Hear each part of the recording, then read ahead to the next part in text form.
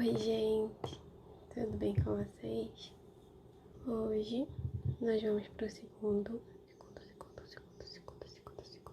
capítulo do livro A Revolução dos Bichos, de George Orwell. Porém, antes, no cenário, né, aqui no cenário, entre aspas, essa pequena gambiarra que eu faço, eu trouxe essa florzinha, que eu acho ela muito linda. Ela tá uma flor seca, né? Deixa eu ajeitar aqui a câmera.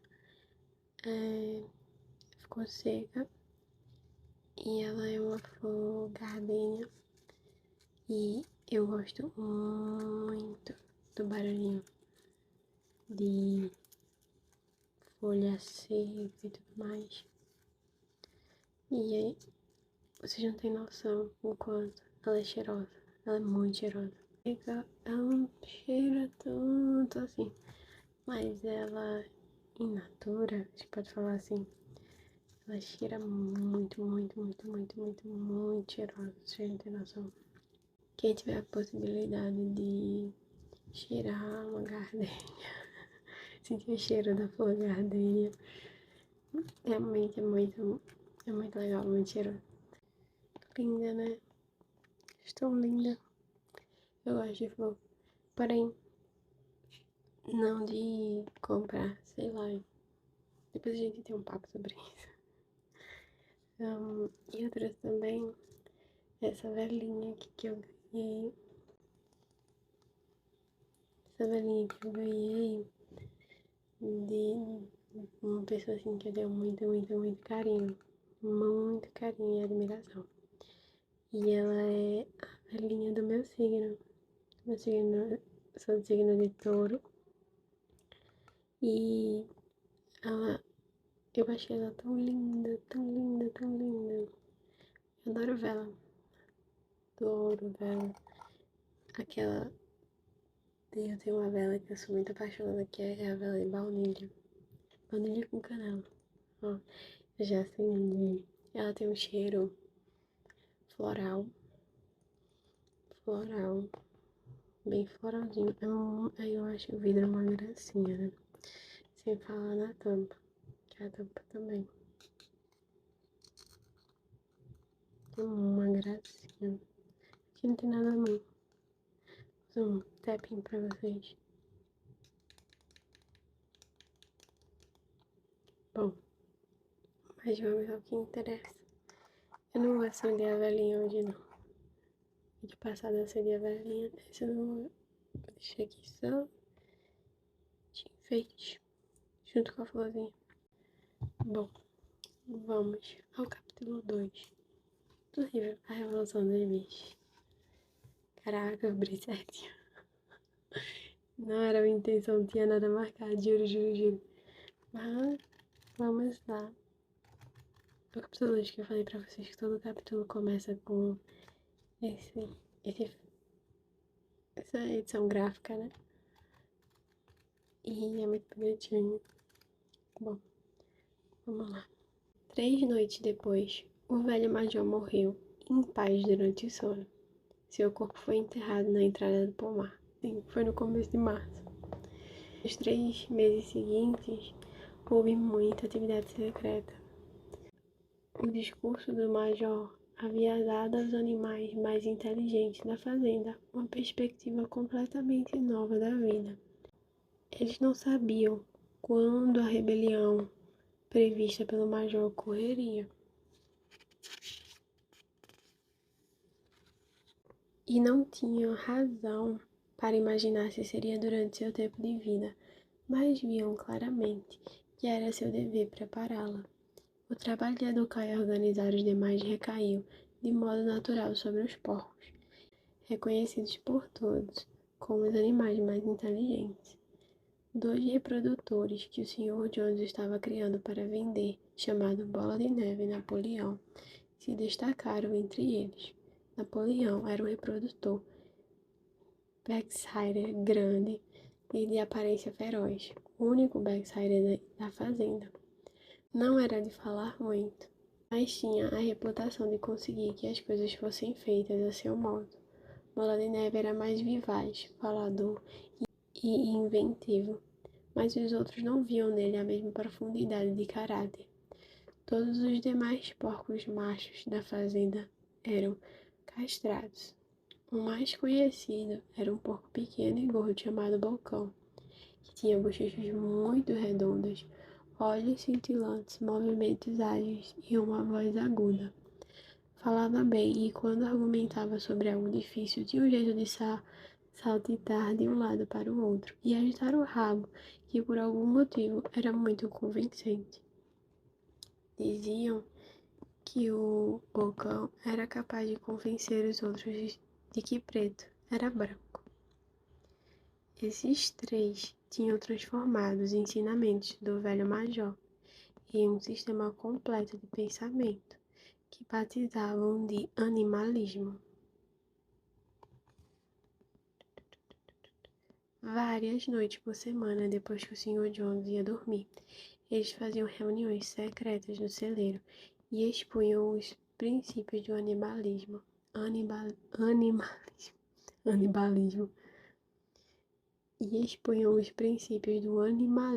para os outros. No começo, se depararam com grande estupidez e apatia.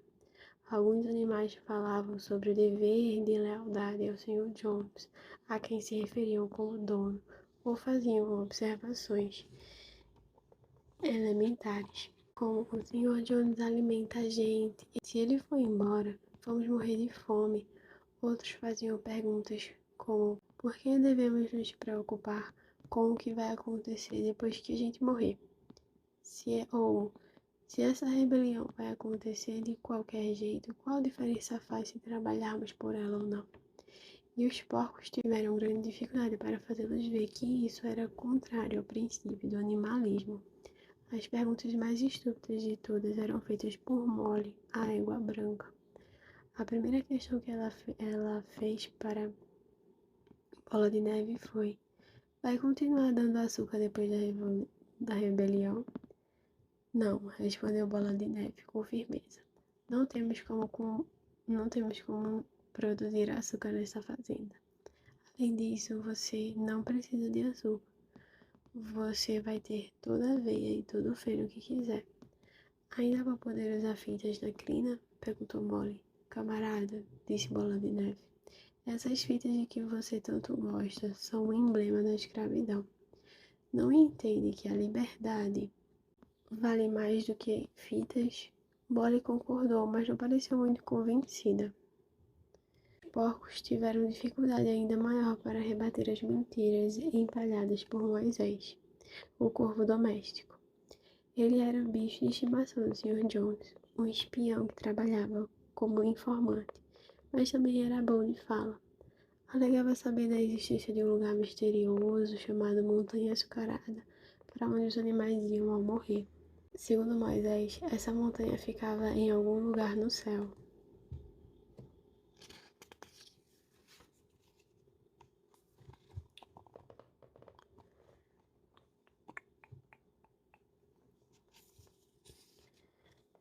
Pouco além das nuvens. Na Montanha Açucarada era domingo, 7 dias por semana. Havia trevos o ano todo e torrões de açúcar e bolos de linhaça cresciam nas cercas vivas. Os animais odiavam Moisés, porque ele contava histórias e não trabalhava. Mas alguns acreditavam na montanha açucarada e os porcos precisavam se esforçar nos argumentos para convencer os demais de que tal lugar não existia. Os discípulos mais fiéis deles eram os 2 cavalos de tração, Nocaute e Trevo. Os dois tinham grande dificuldade para pensar qualquer coisa por conta própria, mas depois que aceitaram os porcos como professores, absorviam tudo o que lhes era dito e repassavam as lições para os outros animais usando argumentos simples. Jamais deixavam de comparecer às reuniões secretas no celeiro e lideravam a cantoria de bichos da Inglaterra, sempre que os encontros chegavam ao fim. No fim das contas, a rebelião aconteceu muito antes e com maior facilidade do que se esperava. Nos últimos anos, o Sr. Jones vinha sendo um fazendeiro competente, embora rigoroso, mas ultimamente andava numa fase ruim. Estava muito abatido depois de perder dinheiro num processo judicial e começou a beber mais do que deveria. Jones passava dia a fio na cadeira Windsor, na cozinha, lendo jornais, bebendo e às vezes dando casca de pão em bebida e cerveja para Moisés. Seus empregados eram preguiçosos e desonestos. Os campos estavam tomados por ervas daninhas. As edificações precisavam de telhas novas. As cercas vivas estavam negligenciadas e os animais recebiam menos comida do que o necessário.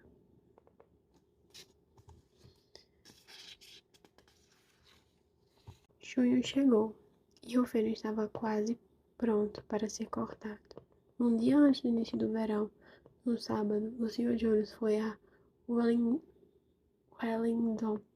Ignore a minha pronúncia, por favor. E ficou tão bêbado no Leão Vermelho que só voltou para casa no meio-dia do domingo. Os empregados tinham ordenhado as vacas no início da manhã e saído para caçar coelhos, não se dando ao trabalho de alimentar os animais. Ao voltar, o Sr. Jones foi imediatamente dormir no sofá da sala, com um jornal em cima do rosto. E quando caiu a noite, os animais continuavam sem comida. Uma das vacas arrombou com os chifres a porta do celeiro onde a comida era armazenada, e todos os animais começaram a se servir direto dos latões de ração. Foi só aí que o Sr. Jones acordou. Um instante depois, ele e os 4 empregados estavam no celeiro de chicote na mão, açoitando em todas as direções. E isso era mais do que os animais famintos podiam suportar. E embora nada do gênero tivesse sido planejado com antecedente, os animais se atiraram sobre seus algozes. Jones e seus empregados de repente se viram chifrados e estressados por todos os lados. Tinham perdido o controle da situação. Os animais nunca tinham se comportado assim, e o súbito levante das criaturas que eles estavam acostumados a castigar e maltratar, como bem queriam, deixou todos apavorados. Bastou um momento para que eles desistissem de tentar se defender e começassem a correr. Um minuto depois, todos os 5 corriam a toda velocidade pela trilha que levava à estrada principal, com os animais triunfantes em seu encalço.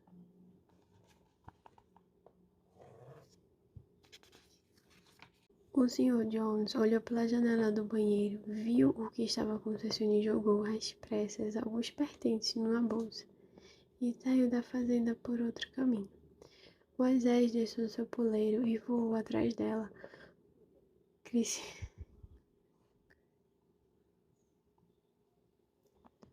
crocitando alto. A essa altura, os animais tinham perseguido Jones e seus empregados até a estrada e fechado a porteira a toda força atrás deles. E assim, quase antes de saberem o que estava acontecendo, a rebelião fora levada a cabo com sucesso. Jones tinha sido expulso e a fazenda imperial era deles. Nos primeiros minutos, os animais mal podiam acreditar na sorte que tiveram.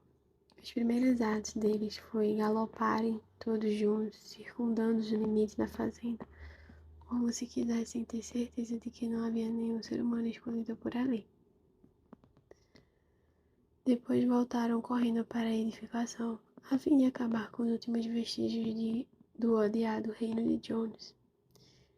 A estrebaria na extremidade do estábulo foi arrombada, os freios, as argolas de nariz, as coleiras dos cachorros e as facas cruéis com as quais o Sr. Jones castrava porcos e carneiros foram todos jogados dentro do poço. As rédeas, cabrestos e antolhos e os degradantes sacos de ferragem foram jogados na fogueira do pátio. Os chicotes tiveram o mesmo destino. Todos os animais deram pulos de felicidade quando os viram em chamas.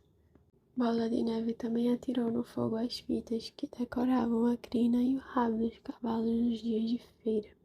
Fitas, disse ele, devem ser consideradas roupas, que são a marca do ser humano. Todo animal deve andar nu. Ao ouvir isso, Knockout tirou o chapéuzinho de palha que usava no verão para manter as moscas longe das orelhas e o atirou no fogo junto com o resto. Em pouco tempo, os animais tinham destruído tudo que lembrava o Sr. Jones. Napoleão liderou os bichos de volta para o celeiro, onde a comida ficava armazenada e servia uma porção dupla de ração de cereais para todos, com 2 biscoitos para cada cachorro. Depois eles cantaram Bichos da Inglaterra, no começo ao fim 7 vezes seguidas. Então se deitaram e dormiram melhor do que nunca. Porém, como sempre, acordaram ao nascer do sol e, ao se lembrar das coisas gloriosas que haviam acontecido, correram todos juntos para o pasto. Avançando um pouco no pasto, chegava-se a uma pequena colina de onde se via a maior parte da fazenda. Os animais subiram até o topo e olharam em volta à luz clara da manhã. Sim, a fazenda era deles. Tudo o que viam era deles. Extasiados com esse pensamento, saltitaram para todo lado. Pularam de empolgação, rolaram no orvalho, comeram bocados de doce grama do verão, chutaram torrões de terra negra e sentiram o aroma agradável dela. Depois fizeram uma inspeção na fazenda inteira e examinaram com admiração os campos arados, os campos de feno, o pomar, o tanque de água, o bosque. Era como se nunca tivessem visto essas coisas antes, e mesmo agora mal acreditavam que tudo aquilo era deles. Então voltaram para as edificações da fazenda e pararam em silêncio diante da casa principal. Aquilo também era deles, mas estava com medo de entrar. Depois de um momento, porém, Bola de Neve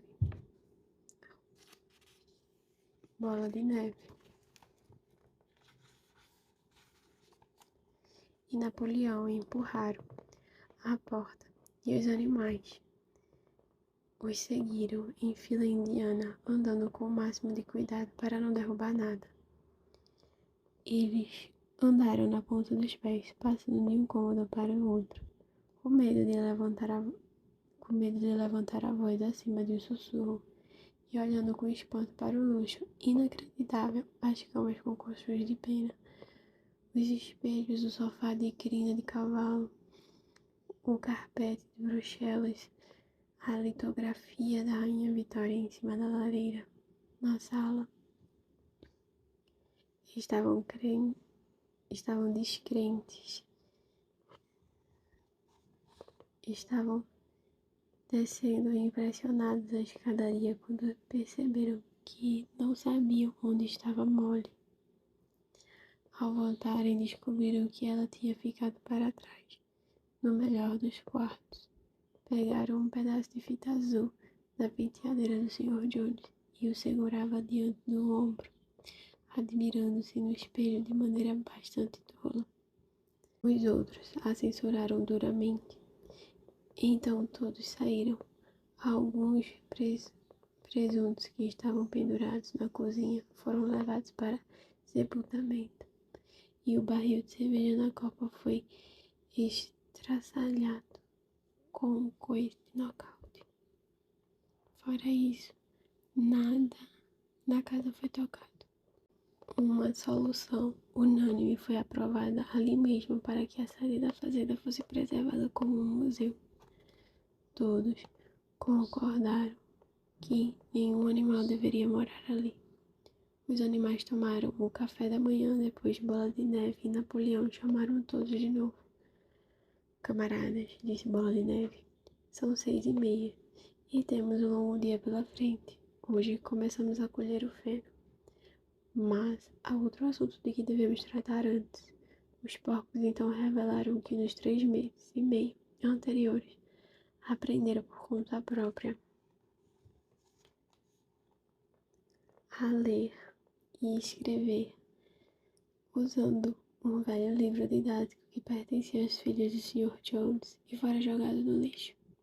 Napoleão mandou buscar latas de tinta preta e branca e conduziu os outros até a portaria que levava à escada principal. E então, Bola de Neve, que era o melhor na escrita, encaixou um pincel entre as duas metades do casco, pintou por cima do nome Fazenda Imperial na barra superior da porteira e em seu lugar escreveu Fazenda dos Animais. Esse seria o nome da fazenda dali em diante. Depois disso, voltaram para as edificações onde Bola de Neve e Napoleão pediram uma escada, que apoiaram contra a parede dos fundos do grande celeiro. Eles explicaram que em seus estudos ao longo dos 3 meses tinham conseguido reduzir os princípios do animalismo a 7 mandamentos. Esses 7 mandamentos seriam agora inscritos na parede e formariam uma lei inalterável que guiaria a vida dos animais da fazenda para sempre, a partir dali. Com alguma dificuldade, não era fácil para um porco se equilibrar na escada. Bola de Neve subiu e começou a trabalhar com o bocão segurando a lata de tinta alguns degraus abaixo. Os mandamentos foram escritos na parede coberta de pis, em grandes letras brancas, legíveis, a tinta metros de distância. Eles diziam o seguinte: os 7 mandamentos.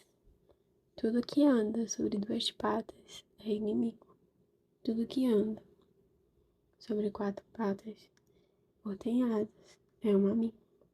Nenhum animal deve vestir roupas. Nenhum animal deve dormir em camas. Nenhum animal deve beber álcool. Nenhum animal deve matar outro animal. Todos os animais são iguais.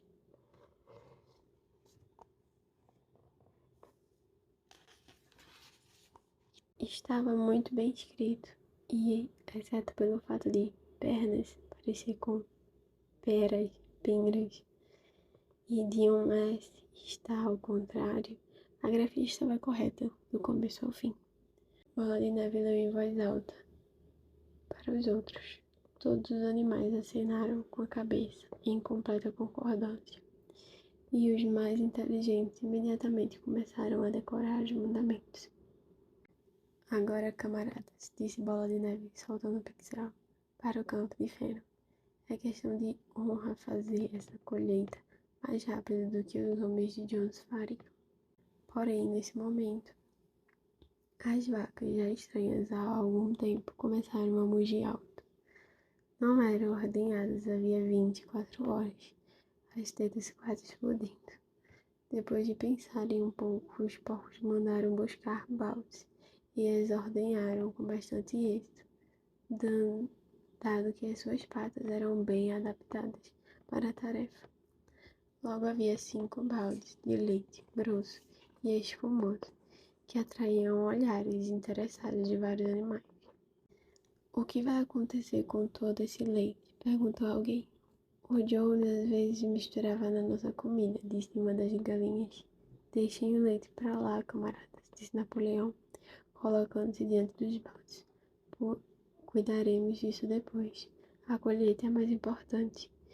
O camarada Bola de Neve vai na frente e eu vou logo em seguida. Adiante, camaradas, o feno nos espera." Assim os animais foram todos juntos ao campo de feno para começar a colheita. E ao voltar à noite, perceberam que o leite tinha desaparecido. Bom, aqui já está o 3º capítulo. Vou deixar para um próximo vídeo.